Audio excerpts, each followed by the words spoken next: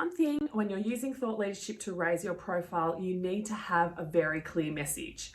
So here's some questions you can ask yourself to help you refine that message and be very clear on what you stand for. Number one is, what do you want to be known for? Some people have quite a variety of services and areas of expertise, and that can be confusing. If I'm talking about someone, I'm going to say, oh, that girl, she's the wedding graphic designer, or that guy, he's that amazing dance instructor. It has to be simple. You can't be known as an expert for millions of things because people just don't have the capacity to remember all that. So what do you want to be known for? Do you want to be known to be a Facebook ad strategist? Do you want to be known to be a travel PR expert? Whatever it is, make it really simple, and that is your pillar of content that you just talk about over and over.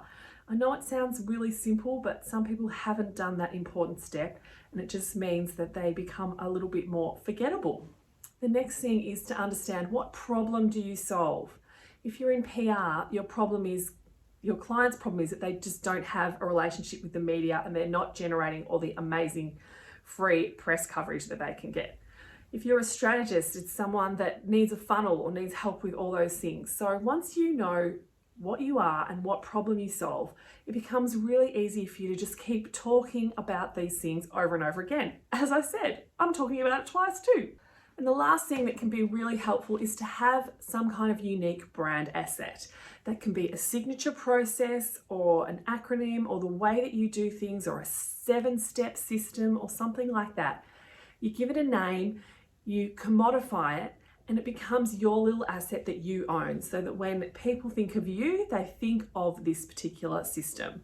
One of my friends, Hey Julie, is a professional organizer, and she has a system that she's put together which uses the SYSTEM, and it takes through a step-by-step process for how people can declutter and get organized in their life. So when she talks about her system, people start to associate that with her, and that helps differentiate her from other people in her space, because we all want to have something unique, and a lot of people say you've got to talk about why you're better than anyone else.